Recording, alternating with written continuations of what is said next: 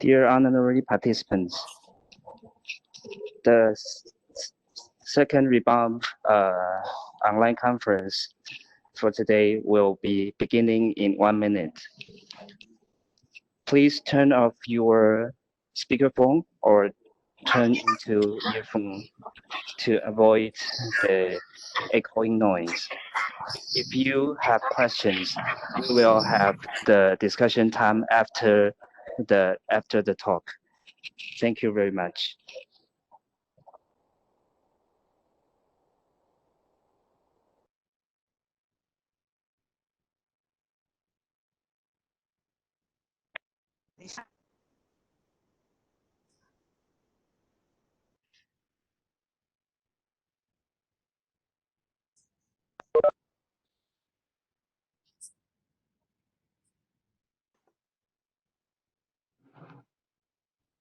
Thank you for coming, Professor McGrath, ladies and gentlemen. I'm Dr. Li Zhonghuang from Taiwan. I'm going to be the leader for the keynote session. It is so great to see all of you and welcome to the Rebound Online Conference on the third day. On this day and the second day, we have a lot of knowledge, researches, and experience. In the very beginning, I would like to introduce our distinguished guest and speaker today, Professor Manishaba from India. He is a psychiatrist and a sex therapist. He is also the director of the Samvindana Group of Hospital and the Research Center, and he is the leader of Institute of Psychological and Social Research.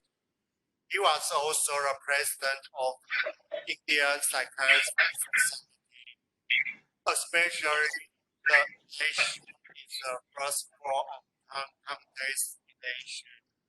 Like our companies, it is the first time I had Professor McGrath in the Bangladesh meeting. The excellent speech on unmet needs for the treatment of major depressive disorder impressed me a lot.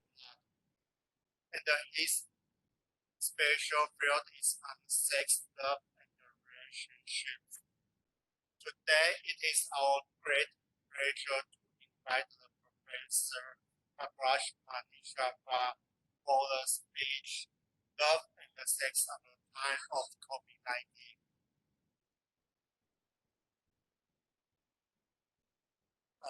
Professor McGrath.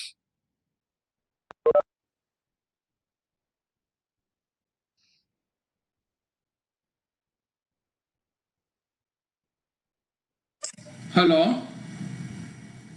Professor. Good morning, everybody. Morning. Am I clearly audible? Yes, Professor, you can start. So, good morning, everybody. Respected chairpersons and dear delegates, I hope you and your family are healthy and safe during these uncertain and unprecedented times of COVID-19. I wish I would have been in Taiwan with you, but the big corona factor has successfully kept us apart. So accepting the situation as a new normal, I'm here to address you virtually. At the outset, I'm thankful to Professor Yen Kuang Yang, the principal investigator and project leader of RIBAM, for giving me this opportunity to address this August virtual gathering of second RIBAM. As the broader aim of this research society is to enhance the cooperation for research between Taiwan and partners from South Asia and providing a comprehensive website support to research. I, as immediate past president of the Indian Psychiatry Society, an active member of the World Psychiatry Association, welcome this excellent idea. I also invite the researchers from Taiwan and other countries from South Asia to contribute to our special supplement on COVID-19 of Indian Journal of Psychiatry, of which I am guest editor for this issue, and it will be published very soon in the month of August. I am sure that Indian Psychiatric Society and Taiwan Psychiatry Association and REBAM can take up many joint research projects in the coming years. Well, I know that this year, REBAM wanted the keynote speaker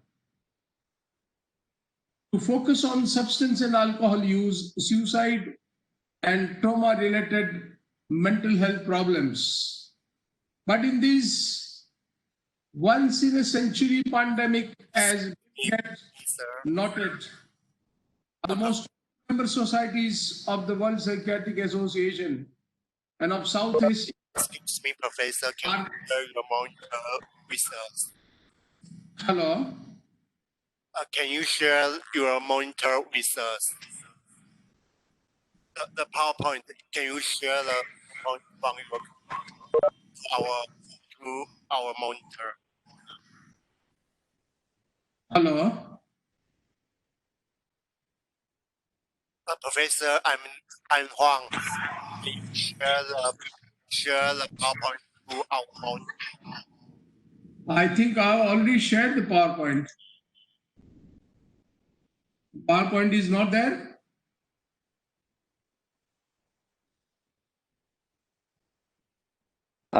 Yes, currently we cannot see your PowerPoint at the moment. I've already shared the PowerPoint.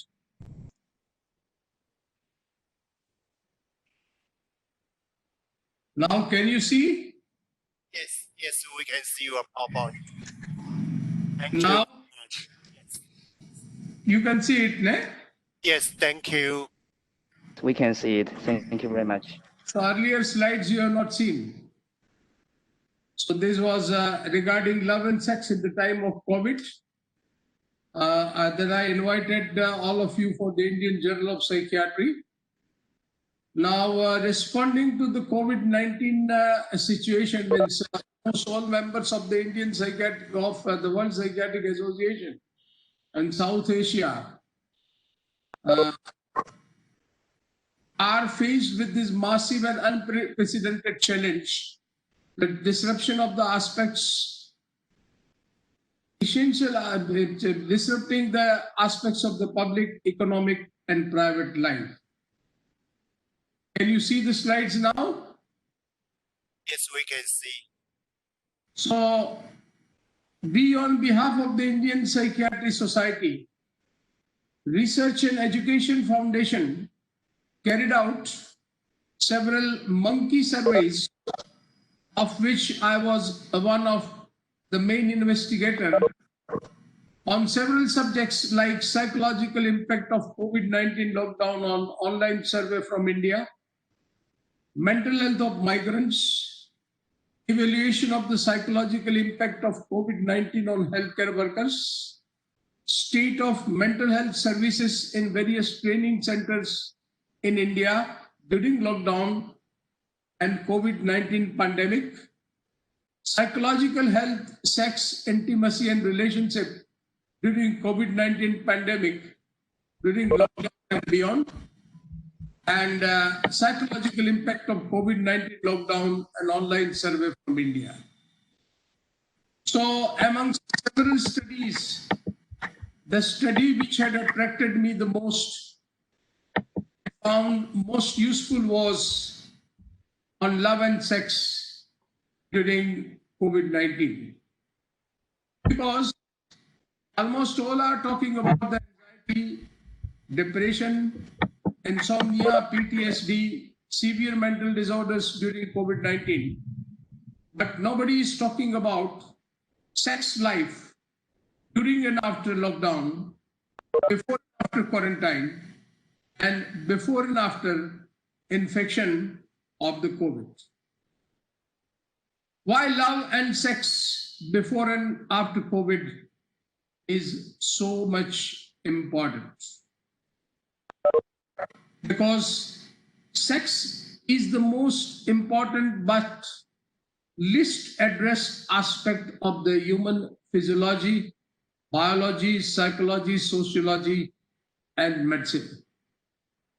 As a result of that, a large number of people are suffering in silence. And so I'll discuss the clinical and research aspect of love and sex in this difficult time of COVID-19.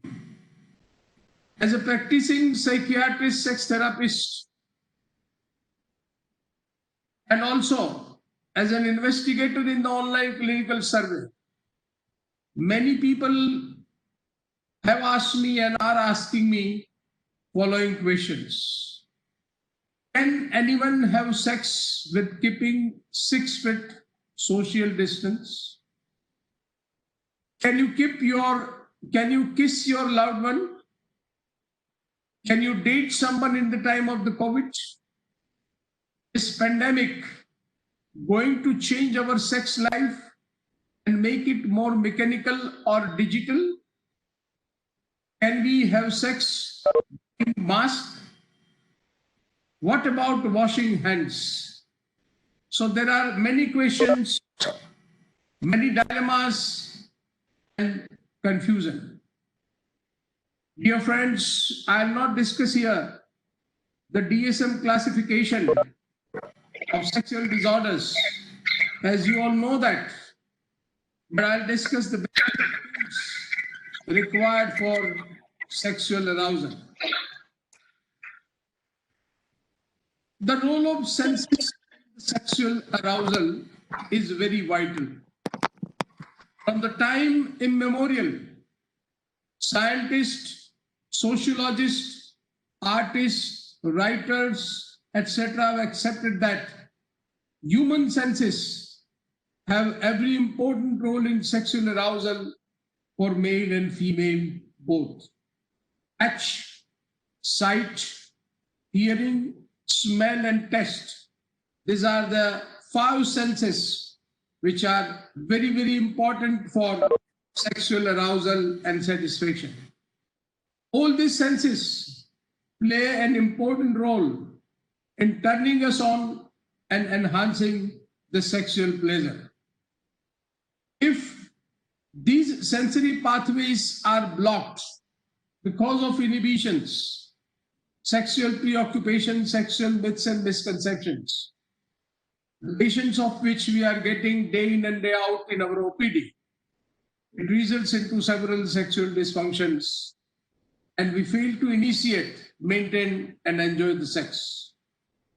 So there are numbers of sexual dysfunctions, and I've done extensive research in non-consummation of the marriage from 3 months to 30 years after marriage, non-consummation of the marriage in Indian couples. Also made extensive research in male sexual disorders, female sexual disorders, and many more. But today I'll be discussing about corona and sex. The pandemic has a profound effect on all these 5 senses which I discussed. Some who have the virus lose the ability to smell and taste. So these 2 senses are affected. We all see images of crowded hospitals, body bags, lonely funerals without mourners. So that's what the eye sees. We hear a new urban soundtrack where traffic is muted and siren screams through the stillness. So this is what we see, hear, and feel. And there is a craving for touch. For many, touch has become the rarest quarantine provisions in this time.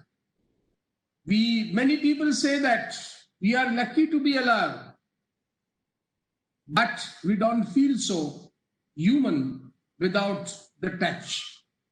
Not knowing when they'll be able to get back to hugging, cuddling, or sharing a bed with someone makes the craving more acute.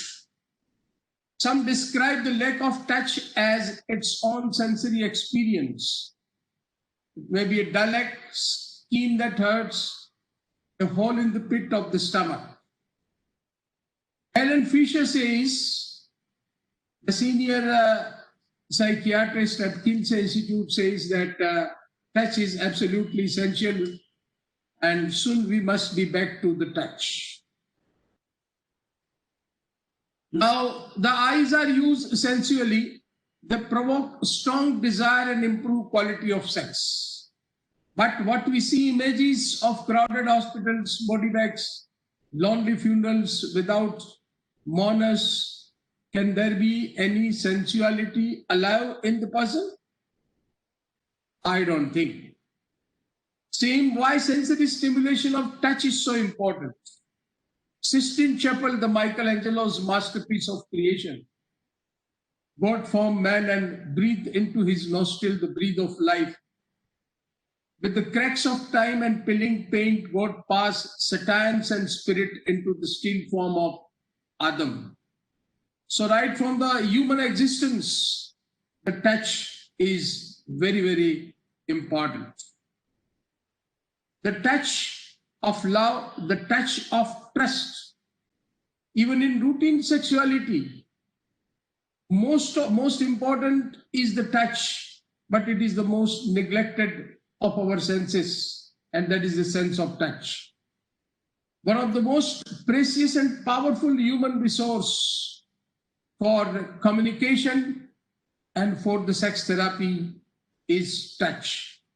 Since last 2 centuries, we have forgotten the power to touch. Let's not forget the sensuality behind touch in this pandemic of COVID-19. There are felt and perceived love. Clinical evidences suggest that mutual gentle tactile stimulation enhances bond between partner. One tends to respond with love to a person who gently caresses and pleasures one. Touching starts in a childhood when sex exploration starts. And when angry mother says, "Don't touch there," it's dirty. Some of my patients reports that touching inhibitions of the pandemic reminds them of a restrictive childhood upbringing. To know this, we have to understand the sexual response cycle, which was first described by Masters and Johnson. Desire, excitement led to orgasm and resolution. So what influences sexual response? The sexual drive depends upon sexual instinct and cultural conditions. Sexual desire and erection and lubrication are 2 different mechanisms independent of each other. They usually act together, but in some situations, you may be aroused but don't get erection or lubrication. And now we have another restrictive upbringing, that is the corona upbringing in these days. Touch and brain chemicals. Touch increases oxytocin in the brain. Touch increases endorphin in the brain. And touch decreases cortisol in the brain. Oxytocin is a cuddle hormone. It's known as the hormone of love. When people snuggle up or bond socially, oxytocin is secreted. Even playing with your dog can cause an oxytocin surge. Oxytocin can also intensify memories of bonding gone bad, such as in cases where men have poor relationships with their mothers. Touch is an important for cognitive development of the monkey too. Famous Harlow's experiments, in which Harry Harlow, who was an American psychologist, who was best known for his experimentation for maternal separation, dependency needs, and social isolation. He experimented on monkeys and established the importance of the touch for the cognitive and social development. So why physical touch is so important in human relationship? Scientific studies have shown that touch can be decoded as a form of non-verbal communication across the diversity of developed countries. Touch can communicate tenderness, compassion, anger, love, gratitude, happiness, and fear with mere seconds. It's true that the need for touch can vary among individuals, couples, families, nations, and culture.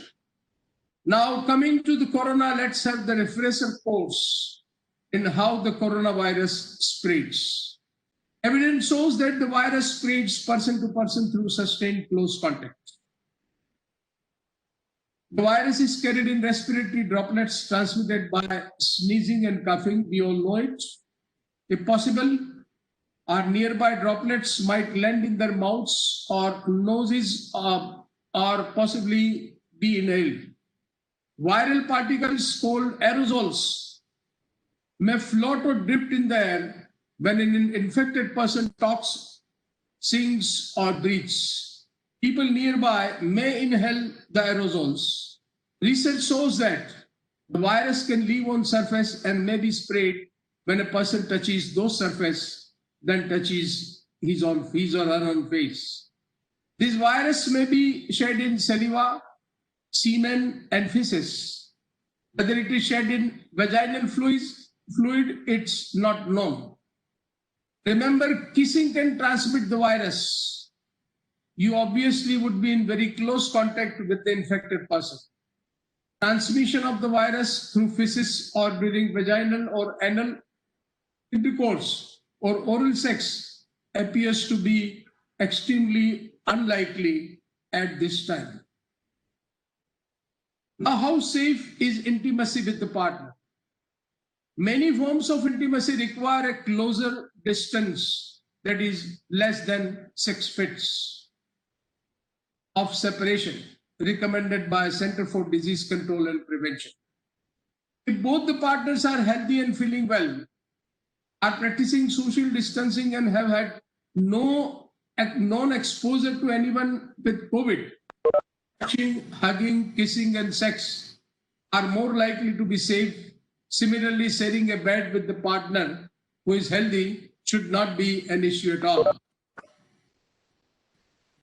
Now, I'm coming to our own survey, which is in the press at present and will be published very soon in the Indian Journal of Psychiatry, Sexual Functioning during the lockdown period, an online survey,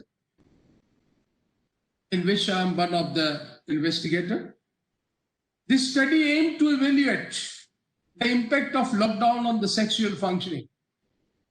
And the methodology and online survey was conducted by using changes in sexual functional questionnaire, patient health questionnaire 4, and a self-designed questionnaire for sexual functioning. These are the results. Comparison of sexual activities prior and during the lockdown. Here is the sexual activities prior and during the lockdown. This is the table. I'll describe the results in detail in the next slides. This is the impact of the lockdown in the relationship with the partner. And this table is showing the correlation of the sexual function with psychological morbidity.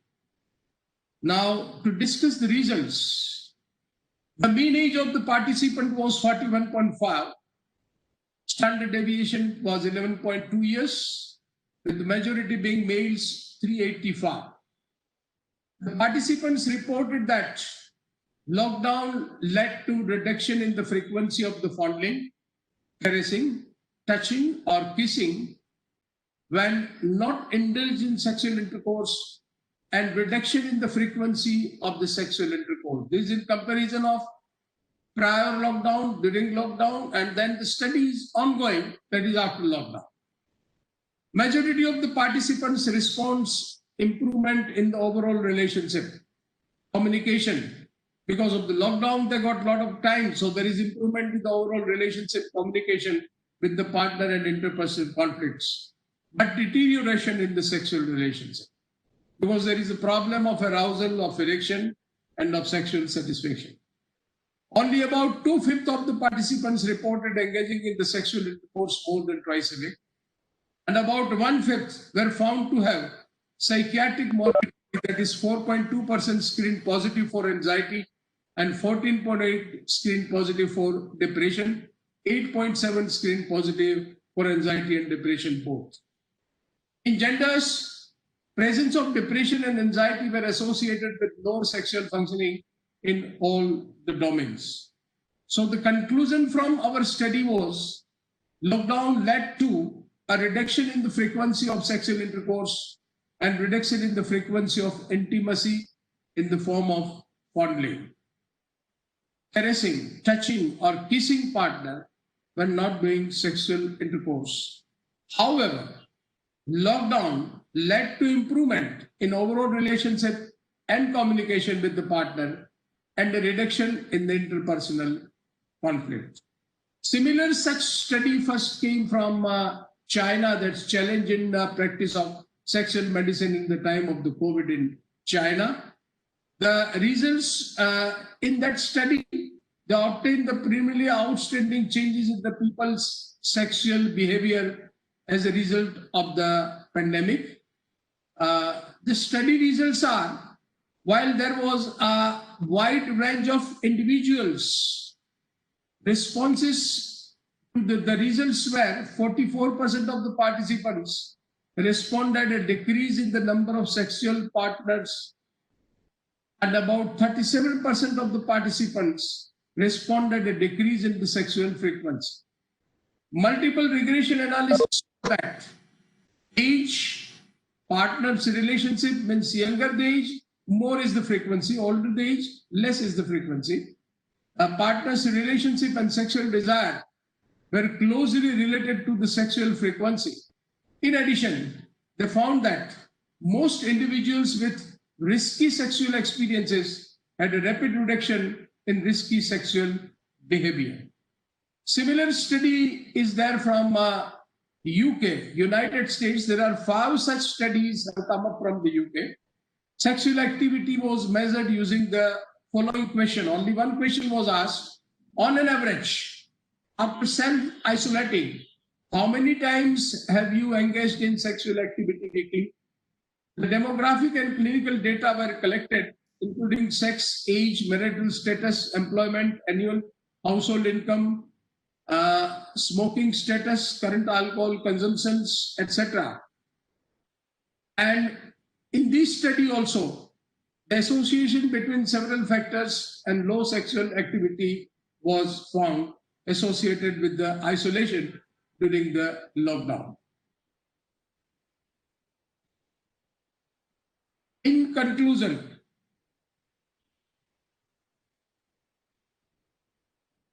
in this sample of 868 UK adults self-isolating, social distancing owing to the COVID-19 pandemic, those at particular risk of lower levels of the sexual activity, including females, older adults, not married, and those who abstain from alcohol consumption. Intervention to promote sexual activity during COVID-19 pandemic may mitigate some of the detrimental health consequences in relation to self-isolation and should target those with lowest level of sexual desire. In this sample of,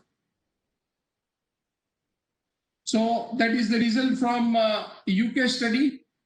Now there is a sexualized coping behavior which is found, that is uncontrolled pornography consumptions as a result of the negative mood and negative emotion. There is a worldwide increase in pornography use. As Pornhub reported on 15th of April, which is in their June and July issues, 11.6% during the first 15 days of the lockdown. In a survey by Young et al., conducted during the height of lockdown measures in Germany, 1st April to 15th of April, showed 5% of respondents out of 3,545 reported interpersonal violence. So prevalence of interpersonal violence during 1 month of the lockdown confinement was equivalent to rates of interpersonal violence during 1 year in non-lockdown situation. This is because of sexual deprivation and many other emotional issues. Now, the questions asked at the time of the survey, after the survey, and during the clinical practice is first is as can I have sex during the COVID-19? We have guidelines from New York City Sexual Medicine Guideline, and we also have the Harvard School Guideline. Other associations are still preparing the guidelines, and they have not come out with sex during COVID-19. But as per the guidelines available, say no to sex with COVID-19 symptoms. COVID-19 is not a sexually transmitted disease that is very much accepted world over. However, it can be passed through kissing and close contact, including having sex. If you or your partner are displaying symptoms of COVID-19, that's a dry cough, temperature, or difficulty breathing, you should limit all close physical contact to stop the spread of virus. This means avoiding physical intimacy such as kissing, cuddling, as well as anal, vaginal, or oral sex. Non-physical contact sex.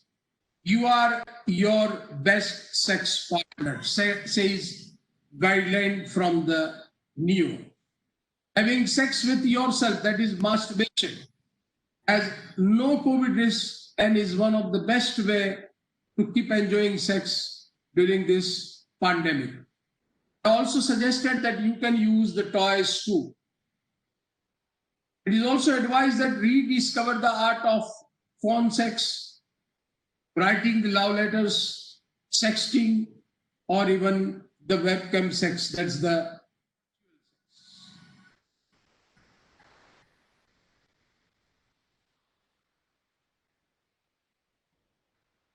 if someone told you to have sex with a real partner, all right,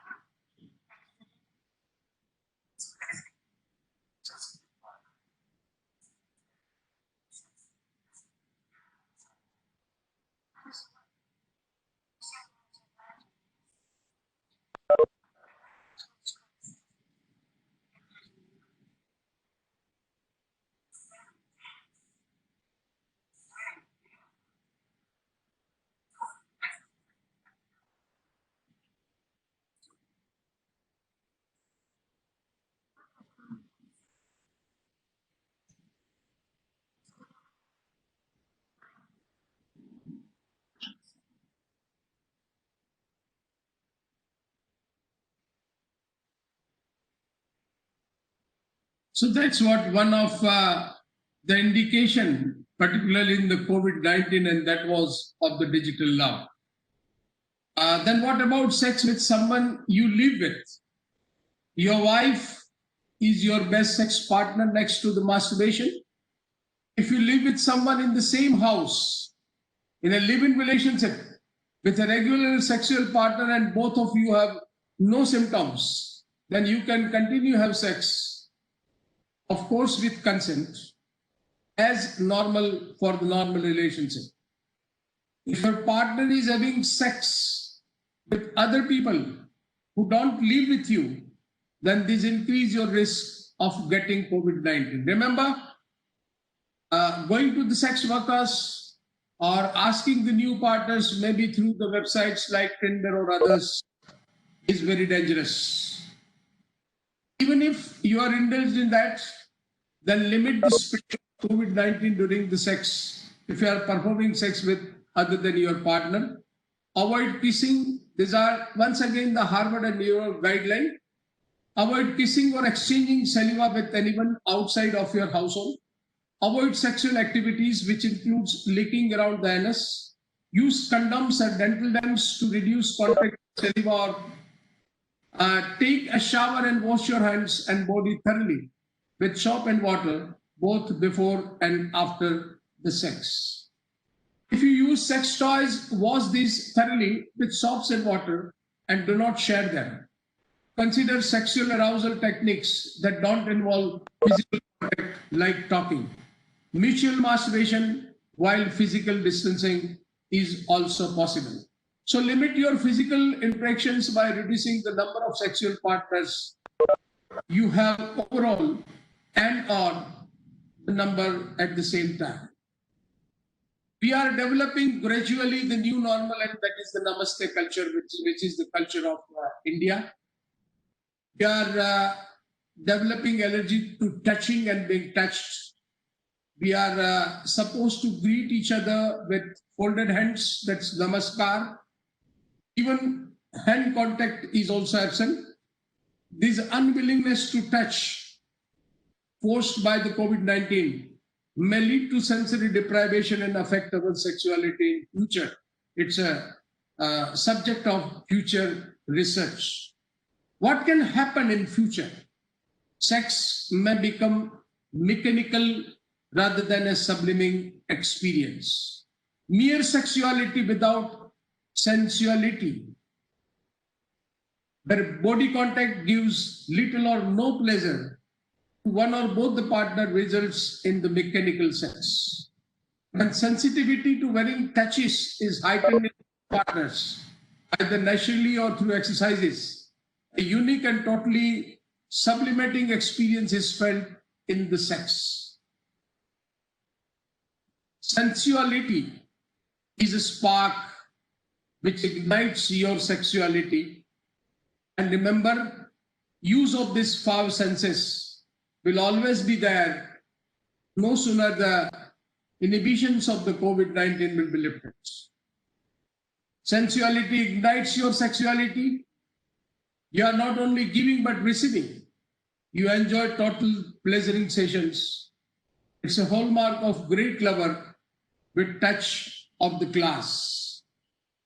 So in coming days, probably the problems of the sexual dysfunctions may increase because of deprivation of the use of these five senses, and because there is a faulty upbringing in these days, faulty conditioning in these days.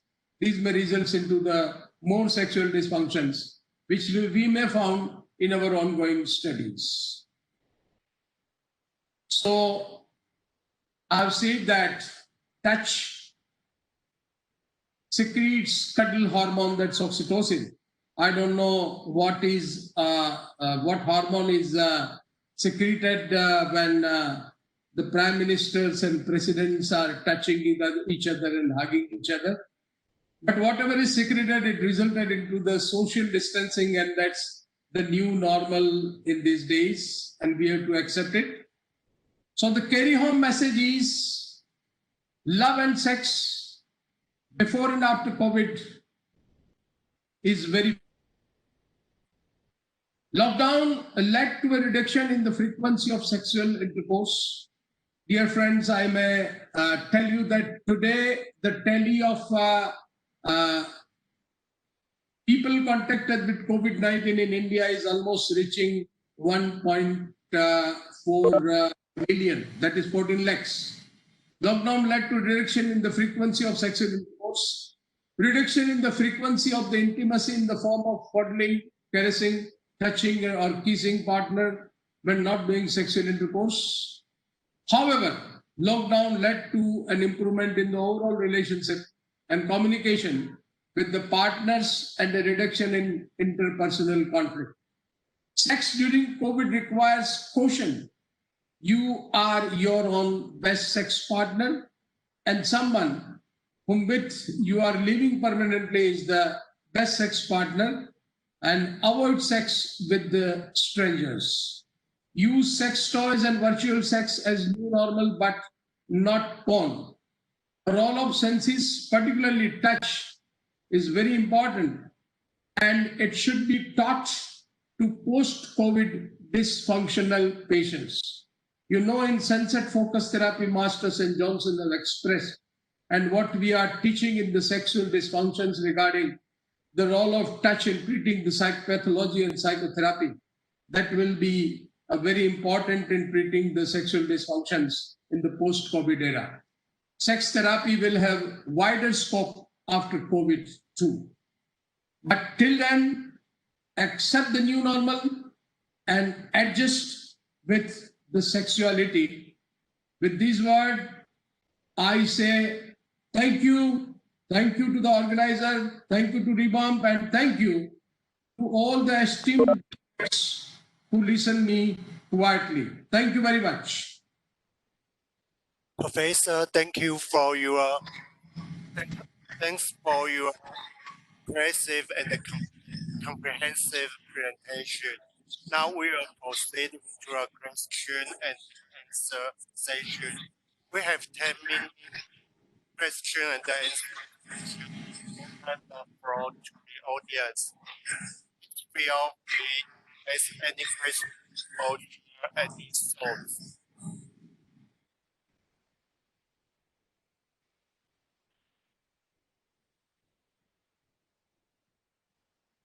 I have one question. In countries, the lower birth rate is a public health problem. The birth rate is associated with love and the sex, especially the sex activity during the pandemic of COVID-19 or 1 year after COVID-19. Can you imagine the birth rate will go higher due to the isolation at home because we have nothing to do but sex, or become lower due to the breast sensation of COVID-19? I'm sorry, I could not listen anything because there seems to be a problem in your voice. But can you tell me in nutshell that it was about? Hello, Professor. I will type my question into the words in the morning. Okay.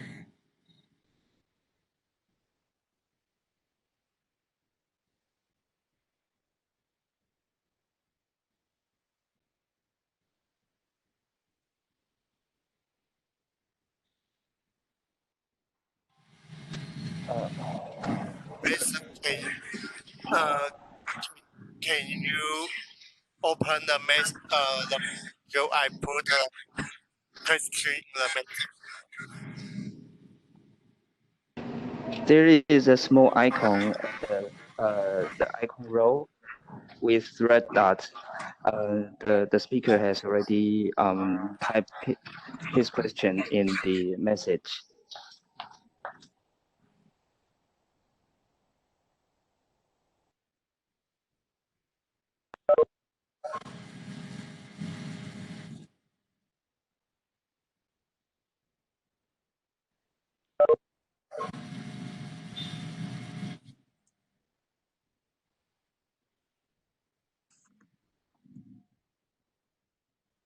Well, the sex activities during the pandemic of COVID-19 or 1 year after COVID-19, can you imagine the birth rate will go higher due to the isolation at home or become lower due to the afraid sensation of COVID-19? This is a very good question. But I think that as the research world over says that Though in isolation, people have a lot of time, but the research says that sex desire increases, but there is no performance, frequency of the sex decreases. So I don't think that population explosion will be there after 1 year. On the contrary, there are chances of decrease in the population of after 1 year. Not only that, but there are chances that there will be more and more sexual dysfunctions coming to our clinic for the sex therapy, or sexual dysfunctions may be comorbid with anxiety, depression, any other psychiatric illness, and the hidden problem can be the sex problem. So what I predict from the research available in our country and world over, so far as sexual functions are concerned, probably there will be recession in the population and there will be more sexual dysfunction.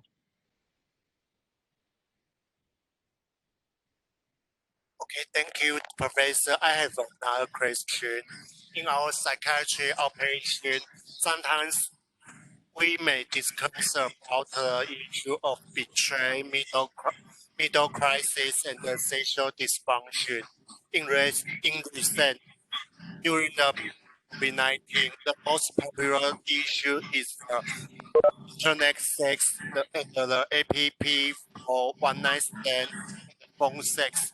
And how do you think about the issue of next generation?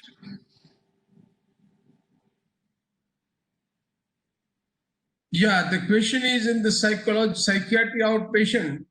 Sometimes we may discuss about the issues of betray, midlife crisis, and sexual dysfunctions.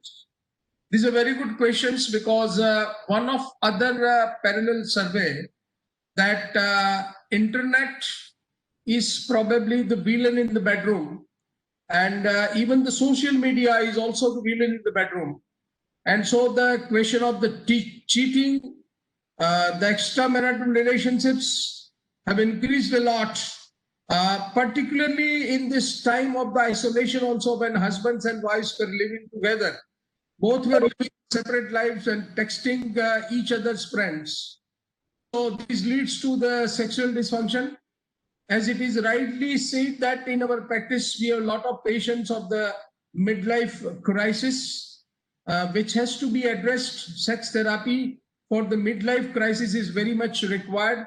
What is required is the communication, try to resolve the conflicts. Maybe people are tired of the same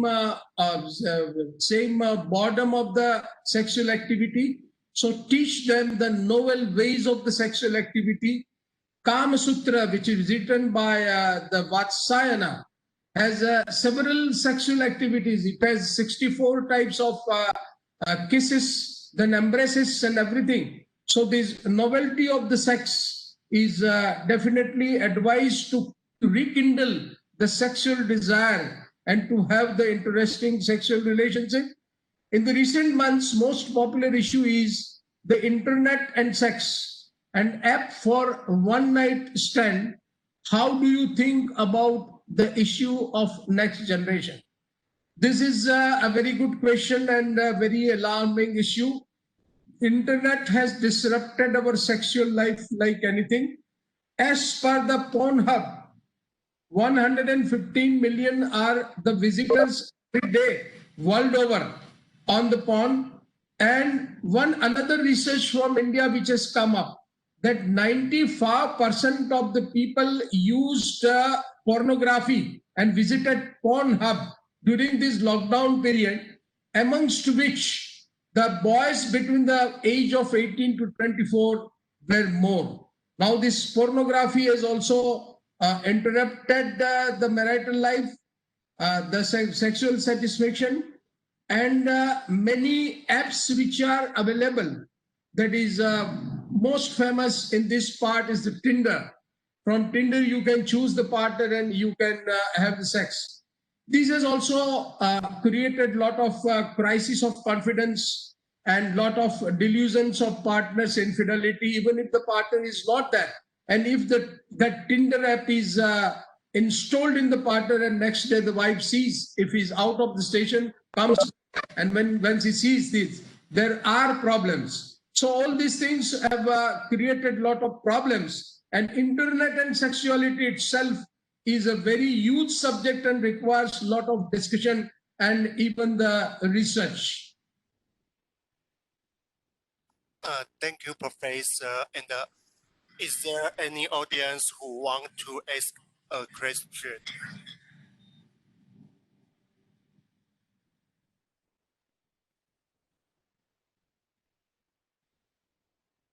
Anyone who want to ask a question? Ask me.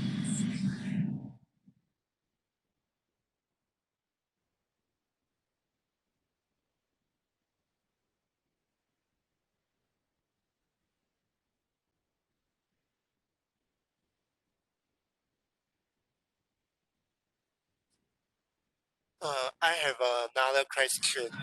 So the love and the sex from traditional India is different from Western society, Middle East, and even East South Asia, like Taiwan or many other Asia countries, had been the colony of Japan, France, England, or other countries.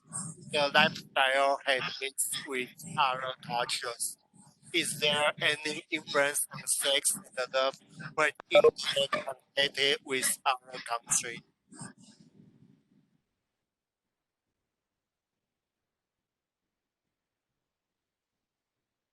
Yeah, the question is very good. Cultural influence on the sex is very much. There are some inhibitive culture, and some cultures are the open culture. So culture plays a great role in sexual functioning. However, whatever I have found that myths and misconception about sex and sexuality are almost universal. It only changes the pattern. Myths and misconceptions in the eastern part, in this part of the globe, can be about the size and shape of the penis, the masturbation, the semen, etc. The myths and misconceptions in the developed countries, it may be like Taiwan or maybe England or other countries, it could be regarding the relationship problems. There are a lot of myths that whatever sex you were enjoying prior to the marriage, you will continue to enjoy every weekend, which is not possible. So there are many relationship myths are cropping up, and because of our working pattern, because we are so much busy in our activities, so that there is a sexual deprivation, and gradually the desire problem is exceeding more than erectile problem and premature and orgasmic problem. The desire problem is cropping up the couple like anything. And nowadays, the couple in even late 20s and 30s, those who are working in IT professionals or in the hire and fire profession, and they do not get the time and even bringing the work at home, they have a lot of desire problem. And this desire problem requires to address separately, because there are definite ways to rekindle the sexual desire in the couple and to resolve the conflict, and so that they can start a normal sexual life. But yes, I do agree that culture plays a great role in one's own sex and sexuality, and even in the sexual upbringing. Professor, thank you. Any audience who want to ask a question?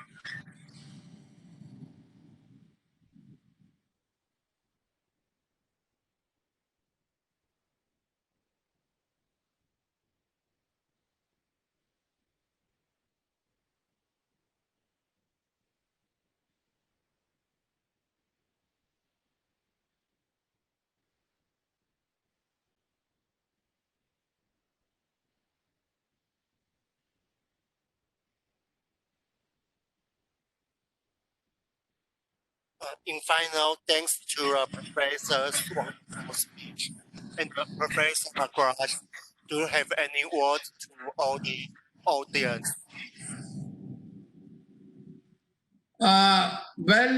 Finally, I thank for such an nice webinar, and I'm sure that so far as the sexual medicine is concerned, in both the cultures, that is in India and Taiwan, uh, we require to explore the sexual problems. First of all, the psychiatrists should be comfortable in asking their patients about sex and sexuality, because we are using antipsychotics and antidepressants which hamper the sexual desire, the erection, and everything. So many a times the patients are discontinuing the medicines because of the sexual problems. So taking the sexual history should be the part of your history taking in your day-to-day history taking. Explore the sexual problems and try to treat it. And psychiatrists must start working as the sex therapist and sexologist, because in our country what we see that this branch is more occupied by the quacks, and so-called and self-poised quacks are luring shy and ignorant youths and middle-aged people. That's why I feel that it's a need of the hour.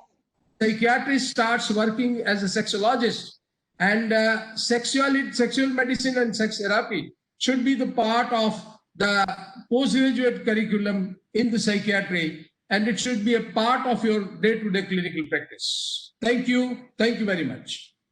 Thank you very much, Professor. And we sincerely request and invite you come to Taiwan next year for the Republic third conference if the COVID-19 condition is controlled. And thank you very much for your presentation again. Thank you. Thank you. I'd love to come to Taiwan. Maybe next year you can give us another keynote speech in Taiwan. I would love to have more research with the Taiwan on this subject and on many other subjects. Thank you. The meeting of keynote speech is closed, and thank you very much for all the audience attention. Let's take a short break right now. The next session, the small session, and the poster session will start soon in minutes. And I hope to see all of you on the session. Thank you, Professor. Thank you, Professor Vaishnav. This is the housekeeping announcement. Next sessions are young psychiatrists and young investigator session, the poster session in this meeting room 1, and poster session in meeting room 2. Please join the session that you are interested in, and all the YI and YPs, please stay in this meeting room. Thank you. The next session will start at 12:30 GMT +8.